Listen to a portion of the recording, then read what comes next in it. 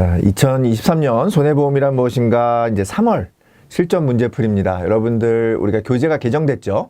3월에 개정이 돼서 저희가 직접 시험에 응시를 하고 나서 이 문제를 만들었는데요. 크게 바뀌지 않았습니다. 여러분들 기존에 우리가 가지고 있던 문제집, 그러니까 특히나 이제 우리 이 시험 같은 경우는 문제풀이 방식으로 진행이 되고 있고요. 문제 은행 방식으로 진행이 되고 있기 때문에 여러분들이 뭐 새로운 부분들, 그러니까 우리가 이제 내용이 좀 바뀌어서 크게 바뀐 부분, 올해 어떤 부분이 바뀌었습니까? 세법 부분의 연금 저축 세액 공제 부분에서 한도 부분이 바뀌었죠. 그래서 기존에는 400만 원까지인데 600만 원 한도까지 바뀐 부분이 있었고요. 그 다음에 우리 이제 그 재무 설계 부분이 있었는데요. 앞단에 우리 목차상으로 보면 1편에 들어 있었는데요. 그 재무설계와 보험이라고 하는 부분이 삭제됐습니다. 재무설계와 보험이라고 하는 부분이 삭제되고 모집 종사자의 법정 교육이라고 하는 부분이 추가가 되었습니다. 그죠? 그래서 그런 부분에서 시험 문제가 출제될 거다라고 좀 예상을 했었는데 실은 이번 3월 달 같은 경우에는 기존 작년하고 동일하게 2월 달까지도 동일하게 문제가 출제되었습니다. 그래서 매번 나온다고 하는 부분들 중심으로 문제가 나오고 있으니까 여러분들이 뭐 어렵다 이렇게 생각하시면 한없이 어렵잖아요. 그죠? 또 이게 자동차 보험이나 이런 부분들 문제가 5문제가 나오는데 범위는 좀 넓어요. 그렇기 때문에 여러분들이 조금 스킵할 수도 있어요. 왜냐하면 여러분들 60점을 맞추면 되는 부분이기 때문에 좀 넘어갈 수 있는데 제가 말씀드리는 오늘 설명드리면서 여러분들한테 소개해드리는 그런 부분들에 대해서는 여러분들이 좀 반드시 그 주변 부분까지 같이 학습을 하신다 그러면 무난하게 여러분들 60점 이상 합격하셔서 여러분들이 모집인이 되실 수 있다라는 말씀 좀 드리면서 문제 풀어보도록 하겠습니다. 자, 1번부터 우리가 이제 17번까지는 제 3편이죠. 교재 순서상으로 보면은 3편에 해당합니다. 그래서 손해보험 편에 해당하는 거고요. 거기에서 우리가 화재보험, 특종보험 이런 부분에서 한 5문제가 출제가 되고 있고 그 다음에 장기 손해보험에서 한 4문제 정도가 출제가 되고 있고 그 다음에 연금보험 2문제, 퇴직보험 1문제, 그죠? 자동차보험 5문제 이렇게 출제가 되고 있습니다. 그래서 항상 우리가 1번 문제 여러분들 쉽게 맞추고 넘어가면 좀 편하지 않습니까? 1번 문제는 여기 나와 있는 것처럼 화재보험에서 보상해주는 손해, 보상하지 않는 손해, 뭐 이게 재산상의 손해인지 비용 관련된 손해인지 뭐 이런 부분들 구분하는 문제가 나옵니다. 그래서 항상 시험 문제에서 정답도 여기 옳지 않은 거 고르는 문제인데요. 1번 부분에 우리가 도난 손해 같은 경우는 화재보험에서는 우리가 직접 손해나 소방 손해, 파손 손해 이런 것들은 다 보상하죠. 그러나 도난 손해에 대해서는 보상하지 않는다. 그게 포인트입니다. 그래서 도난 손해 우리가 도난이나 분실 같은 경우에 그죠? 도난 분실 손해는 보상하지 않는다. 요 정도만 기억하시면 여러분들이 문제를 1번 문제를 좀 쉽게 문제를 풀어가면서 맞히실 수 있습니다. 그래서 정답은 1번이 되겠고요. 2번 우리가 이제 뭐 요 부분도 자주 나오는 지문이니까 같이 기억하시면 좋을 것 같아요. 이번에서 우리가 주택 화재보험, 특히나 이제 일반 화재나 공장 화재가 아닌 주택 화재보험 같은 경우에는 모두 보상을 한다고요? 예, 여기 나와 있는 것처럼 화재 벼락 말고도 폭발로 인한 손해까지도 보상을 한다. 그죠? 근데 다른 일반 화재보험에서는 폭발로 인한 손해는 보상하지 않는다. 이렇게 기억하시면 되는 거가 되겠습니다. 그죠? 그래서 주택 화재보험에서 요 폭발로 인한 손해도 보상한다. 요 부분까지 파열이나 폭발로 인한 손해도 보상한다. 그 다음에 조금 전에 말씀드린 도난이나 분실 손해는 보상하지 않는다. 요 내용만 기억하시면 1번 문제는 뭐 요 문제 형태로도 나오고 조금 전에 말씀드린 것처럼 다음 중 주택화재보험에서 보상하지 않는 거 또는 다음 중에서 재산 손해에 해당하지 않는 거, 비용 손해에 해당하지 않는 거 요렇게 문제가 나오니까 여러분들 어렵게 생각하지 마시고 재산 손해에는 여기 나와 있는 직접 손해, 뭐 소방 손해 이런 것들이 직접 손해 우리가 재산상의 손해가 되겠죠. 그죠? 그 다음에 여러분들이 뭐 비용 손해 같은 경우에는 비용이나 뭐 이런 부분들이 들어가요. 내용 중에. 잔존물 제거 비용 뭐 이런 것처럼 비용이 들어가는 거는 비용 손해다. 이렇게만 구분하시면 됩니다. 그래서 여러분들이 다시 한번 기억하면 재산 손해인지 아닌지. 그죠? 재산 손해인지 이게 비용 손해에 해당하는 건지 구분하는 거 하나 기억하시고 그 다음에 일반 화재보험에서는 도난 분실 보험은 도난 분실 손해는 보상하지 않는다. 요거 하나 기억하시고 그 다음에 주택화재보험에서는 파열 또는 폭발로 인한 손해도 보상한다. 이렇게만 기억하시면 1번 문제는 어떤 방식으로든지 여러분들 다 맞힐 수 있습니다. 자, 제 말씀을 믿으시고 여러분들 제가 지금 설명드린 부분만 잘 암기하시면 되겠습니다. 2번 문제입니다. 2번 문제는 거의 계산 문제인데요. 여기 나와 있는 것처럼 잔존물 제거 비용을 계산하는 거나 아니면은 재산 손해를 계산하는 문제예요. 그래서 우리가 크게 보면은 코인슈어런스가 적용되는 게 뭡니까? 주택 일반일 때는 우리가 80% 가액의 80% 이상, 가입 금액이 80% 이상이 되면은 우리가 전액을 보상하잖아요. 그죠? 재산 손해나 이런 부분에 대해서 손해에서 전액을 보상한다. 그 부분이 하나 있고, 그 다음에 우리가 공장 같은 경우에는 어떻게 됐습니까? 코인슈어런스가 적용되지 않기 때문에 우리가 비례해서 보상한다. 이런 부분만 기억하시면 될 것 같습니다. 자, 여기 나와 있는 것처럼 우리가 주택이니까 우리가 코인슈어런스가 적용이 됩니다. 그러면 80% 이상, 가입 금액이 가액 대비해서 80% 이상만 되면은 뭐가 된다는 거예요? 손해액의 전액을 보상한다라는 겁니다. 그러니까 8천만 원이니까 1억 원에 8천만 원이니까 80% 이상이죠. 그죠? 이상이니까 80%까지 해당하는 거니까 그럼 전액을 보상합니다. 만약에 재산 손해액을 구하는 문제가 나오면 정답이 3천만 원입니다. 그죠? 이게 또 하나의 문제입니다. 여러분들 재산 손해를 구하라 그러면 여러분들 계산하는 문제니까 넘겨 스킵 이게 아니라 재산 구하는 만약에 재산 손해에 대한 문제면 전액을 보상하면 3천만 원. 그죠? 그 다음에 여기 나와 있는 것처럼 잔존물 제거 비용은 어떻게 되어 있습니까? 우리가 재산 손해액의 10% 범위 안에서 여러분들이 지원하겠습니다. 그죠? 10% 한도 내. 자, 재산 손해액이 3천만 원이니까 10%면 얼마입니까? 300만 원이잖아요. 그죠? 300만 원인데 잔존물 제거 비용이 400만 원이 나왔다 그래서 400만 원을 보상해 주는 게 아니라 얼마까지 보상해 준다는 거예요? 전액을 보상해 주는데 10% 한도 내에서 보상하니까 300만 원이 정답이 되겠습니다. 자, 여기 나와 있는 것처럼 300만 원 한도 내에서 전액 지급하고 있다. 그래서 정답은 3번이 됩니다. 여러분들 계산 문제 나오면 그냥 스킵하려고 하지 마시고요. 오히려 더 쉽게 여러분들 풀어보실 수 있다. 두 가지 다 물어보는 시험 문제는 대부분의 계산 문제는 하나는 재산 손해액을 구하는 거다. 근데 만약에 이게 주택이면은 아까 말씀드린 것처럼 80% 룰을 적용해서 80% 이상 가입 금액이 되면은 재산 손해액 전액을 보상한다. 아니면 비례 보상하는 겁니다. 80%에 내가 가입 금액 얼마 해서 비례 보상하는 거라고 보시면 되겠고요. 그 다음에 잔존물 제거 비용을 계산하는 문제가 나옵니다. 잔존물 제거 비용은 어떻게 된다고요? 우리가 잔존물 제거 비용 같은 경우나 우리가 재산 손해액 같은 경우는 보험 가입 금액 한도 내에서 보상합니다. 이것도 하나 기억하시고요. 그냥 전체를 다 보상해 주는 게 아니라 한도 내, 보험 가입 금액 한도 내에서 보상을 하고 잔존물 제거 비용 같은 경우는 재산 손해액의 10% 한도 내에서 보상한다. 그죠? 10% 한도 내. 이렇게만 기억하시면 되겠습니다. 그래서 요 문제 우리가 보시고 또 앞서서 말씀드린 것처럼 2번 문제가 계산 문제로 나오는데 대부분은 주택이나 뭐 아파트로 나오고요. 아니면은 그냥 일반 공장이다 이렇게 나옵니다. 그러면은 아까 말씀드린 것처럼 80% 룰이 적용되지 않아요. 그러니까 내가 가입한 금액, 보험 가액분에 내가 가입한 금액 계산해서 비율로 여러분들이 재산 손해액을 계산하면 됩니다. 자, 요 문제도 나오긴 하는데 대부분의 문제는 주택으로 나옵니다. 주택으로 나오니까 80% 룰을 적용해서 가입 금액이 80%만 넘으면 어떻게 된다는 거예요? 여러분들이 그냥 전액을 보상한다. 그래서 3천만 원을 구하는 정답도 있고요. 그런 문제도 있었고 여기서는 3천만 원의 10%인 300만 원. 400만 원이지만 300만 원 한도 내에서 보상하는 잔존물 제거 비용도 계산하는 문제가 있었습니다. 이렇게 두 가지가 나오니까 여러분들 어렵게 생각하지 마시고 풀어보시면 되겠습니다. 3번입니다. 화재보험의 일반 물건. 우리 화재보험 일반 물건. 자, 공장이니까 이건 공장 물건이겠고요. 직무를 제조하는 작업장 이것도 공장이겠고요. 15층 아파트는 뭐에 해당합니까? 주택이니까 주택 물건에 해당하겠죠. 콘도미니엄이나 오피스텔 이런 것들은 뭐에 해당합니까? 일반 물건에 해당합니다. 그래서 정답은 2번이 되겠습니다. 여기 나와 있는 것처럼 기본적으로 콘도미니엄, 오피스텔, 그 다음에 일반적으로 우리가 말하는 공장 내 기숙사가 아니라 밖에 있는 기숙사 물건들 같은 경우는 일반 물건에 해당한다. 이렇게 보시면 되겠습니다. 4번 문제입니다. 다음 중 의무배상책임보험에 해당하지 않는 거, 의무배상책임보험에 해당하는 거 우리 여기 나와 있는 것처럼 가스사고, 승강기사고, 체육시설, 맹견보험 이런 것들 여러분들 기억하시죠?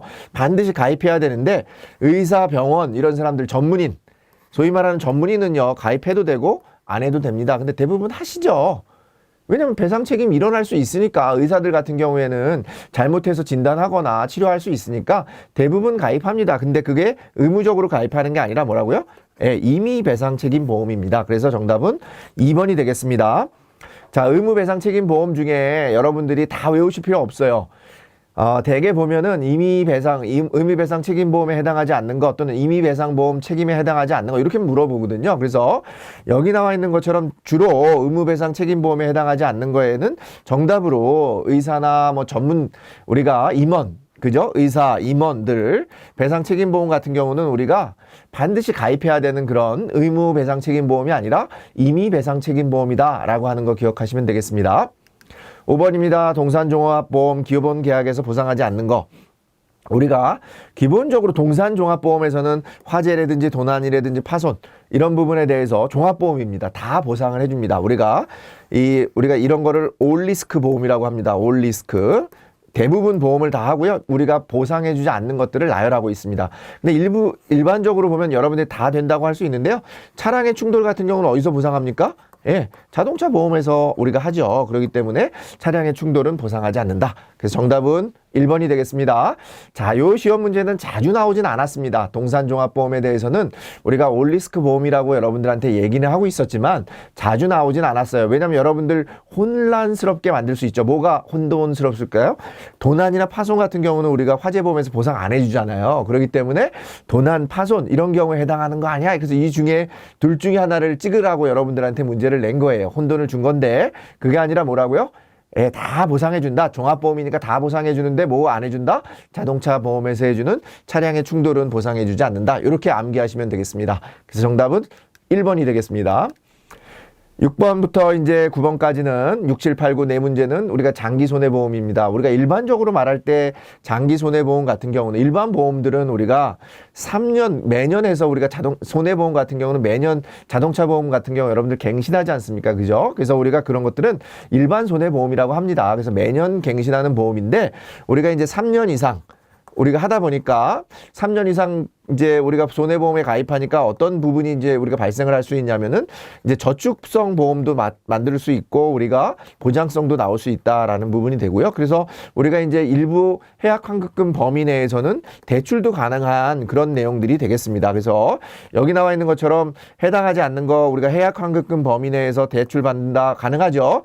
해약환급금 요게 중요합니다. 일반적으로는 기보험료 범위 안에서 기본 보장료 안에서 사망보험금 안에서 우리가 보험계약 대출이 가능하다 이렇게 나오는데 다 틀린 지문이고 뭐 범위 안에서요? 여러분들이 만약에 보험을 해약했을 때 받을 수 있는 범위 안에서는 약관대출이라고 하는 보험계약 대출을 받을 수 있다라는 부분 기억하시면 되겠고요. 마찬가지로 기간이 3년 이상이 되다 보니까 보장도 가능하고 저축도 가능하다. 이거 맞는 지문이 되겠고요. 보험료 납입 방법도 3년 이상 되니까 어떻습니까? 납입 방법이나 납입 주기도 다양하죠. 분납도 할 수 있고 일시납. 근데 여러분들 일반적인 화재보험들 같은 경우는 대부분 뭡니까? 자동차 같은 경우에는 분납은 가능하죠. 그렇지만 대부분 그건 카드사를 통해서 하는 거고 일반적으로 보면은 여러분들 일시납으로 다 하죠. 대부분은. 그죠? 그렇기 때문에 납입 방법이나 납입 중기가 다양하다. 이것도 맞는 지문이 되겠습니다. 자, 보험 기간은 1년이지만 매년 자동 갱신되는 게 아니라고 했습니다. 장기 손해보험은 기간이 뭐라고요? 1년이 아니라 3년이 되고 매년 갱신되는 형태가 아니라 뭐라고 얘기했습니까? 3년 이상 돼서 한 번 가입하면 3년 이상 오랜 기간 동안 여러분들이 보험에 가입되는 거 그런 상품을 우리가 장기 손해보험이라고 한다. 이렇게 기억하시면 되겠습니다.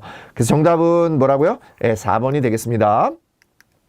장기손해보험의 자동보건제도, 우리가 자동보건제도라고 하는 것은 기본적으로는 우리가 이제 손해보험 같은 경우는 사고가 나면, 자동차 보험 같은 경우도 사고가 나면은 기본적으로는 우리가 이제 손실 금액이나 이런 부분들이 감액되고 그 다음에는 남은 부분에서 지급을 하는데 장기손해보험 같은 경우에 대해서는 혜택을 주고 있습니다. 어떤 부분을 혜택을 주고 있냐면 가입금액의 80% 미만 사고가 발생했을 경우에는 매번 우리가 가입 금액이 줄어들지 않고 우리가 가입 금액 전체적으로 다 해서 보상을 받는다라는 부분입니다. 가액 한도가 아니라 뭐라고요?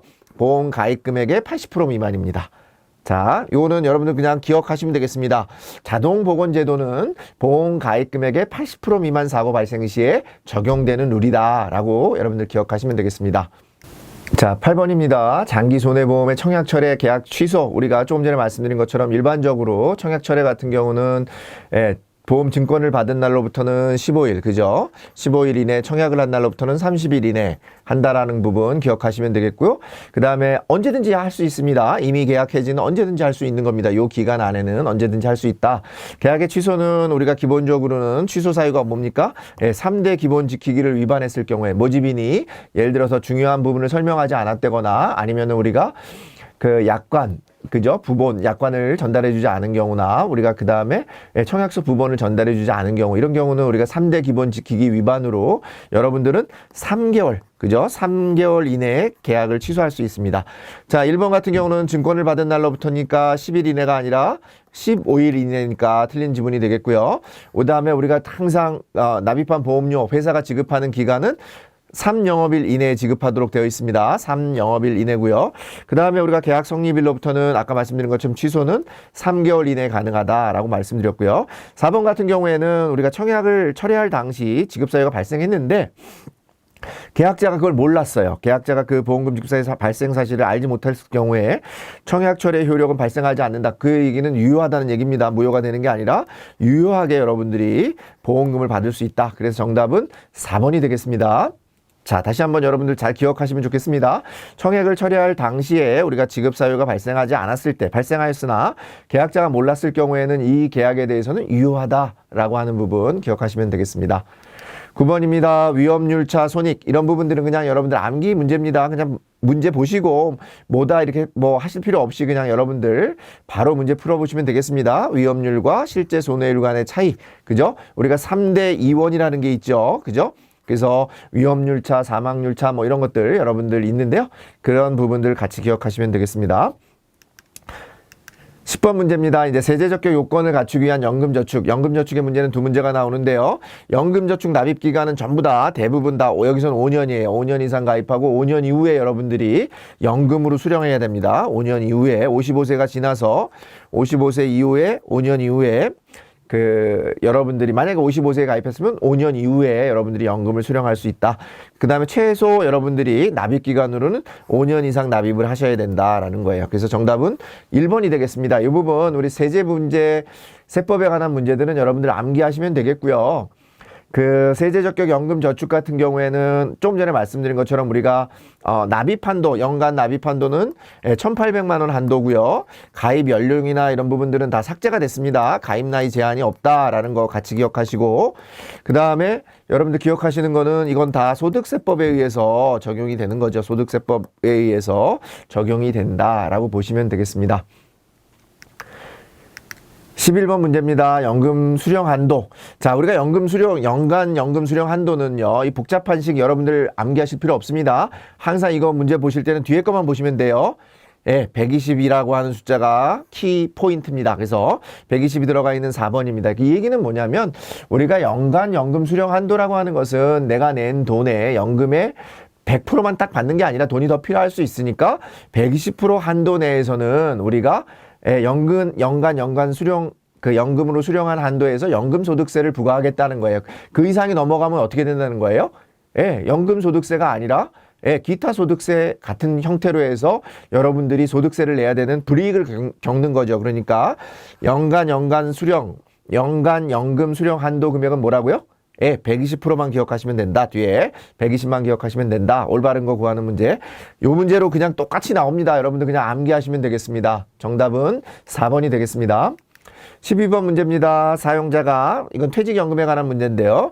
매년 근로자 연간 임금의 12분의 1 이상을 납입하고 누가 운영하는 거? 근로자가 운영하는 것은 DC. 그래서 이걸 확정 기여형이라고 합니다. 그죠? 그래서 퇴직연금의 종류에는 세 가지가 있다. 그죠? 요거만 기억하시면 됩니다. 이런 건 없어요. 확정 기여형 및 급여형이라고 하는 거 동시에 적용되는 건 없고요.